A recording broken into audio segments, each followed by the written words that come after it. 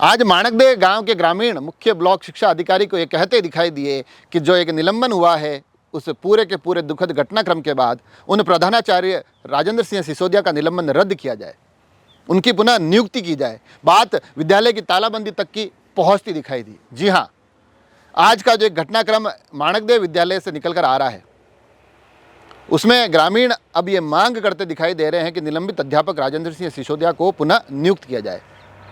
उसके साथ साथ ग्रामीणों ने क्या कुछ अपना पक्ष रखा है वो आपको बताऊं, मगर उससे पहले जानकारी दे दूं कि बीती 8 तारीख को एक दुर्घटना होती है जिसमें कि आमेर क्षेत्र के माणकदेव विद्यालय के बच्चे जो पिकनिक पर जा रहे होते हैं, माणकदेव के आसपास जो कुछ और गांव है, किशनपुरा, गुमानजी का खेड़ा, चावन खेड़ा, गुमानजी का गुड़ा, तो ये तमाम बच्चे जो होते हैं वो जा रहे होते हैं, उनकी बस दुर्घटनाग्रस्त हो जाती है। उसमें 3 बच्चियों की मौके पर ही मृत्यु हो जाती है।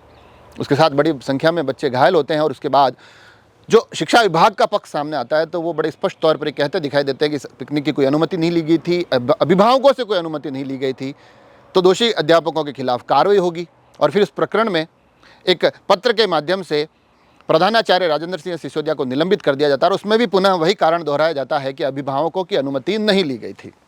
मगर आज ग्रामीणों का पक्ष सामने आ रहा है। बताया जा रहा है कि जब मुख्य ब्लॉक शिक्षा अधिकारी आमेट माणकदेव में उस पूरे के पूरे हादसे में जो बच्चे पीड़ित हुए हैं उनके परिजनों से मिलने पहुंचे तो ग्रामीणों के आग्रह पर उन्हें फिर विद्यालय तक बुलाया जाता है और वहां पर बड़ी संख्या में ग्रामीण एकजुट होकर एक स्वर में और फिर साथ ही एक पत्र के माध्यम से मांग करते हैं कि निलंबित प्रधानाचार्य राजेंद्र सिंह सिसोदिया को पुनः नियुक्त किया जाए, उनके निलंबन को रद्द किया जाए और उनकी बहाली पुनः उसी विद्यालय में, माणकदेव विद्यालय में की जाए।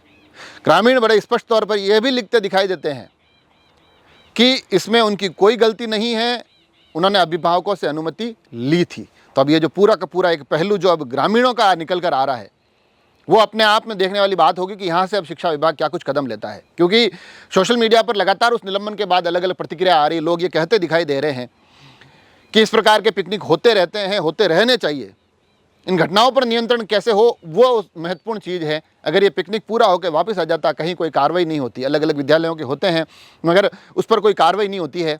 यहाँ एक दुर्घटना हुई इसलिए अध्यापक को निलंबित कर दिया गया है, मगर इसको लेकर कोई पुख्ता नियमावली नहीं है। अध्यापक बच्चों के भले के लिए कर रहे थे। इस प्रकार की अलग अलग प्रतिक्रिया जरूर आ रही है, मगर इन प्रतिक्रियाओं के बीच निलंबन होता है और अब ग्रामीणों का पक्ष सामने निकल कर आया है। तो यहाँ से देखने वाली बात यह होगी कि अब शिक्षा विभाग क्या कुछ कदम उठाता है। मगर जो ये हादसा हुआ था उसमें जानकारी यह भी निकल कर आ रही है कि स्वयं प्रधानाचार्य भी काफ़ी घायल हो गए थे, उनको भी उपचार के लिए आरके हॉस्पिटल लेकर गए थे और उसके बाद से ही ये पूरा प्रकरण अब धीरे धीरे अलग अलग पक्ष, अलग अलग रुख उनके सामने आ रहे हैं।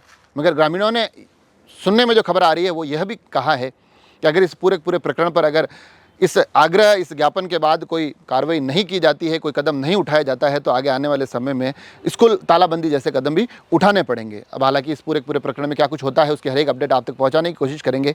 आप सभी लोग जुड़े रहें राजसमंद एक्सप्रेस से। धन्यवाद।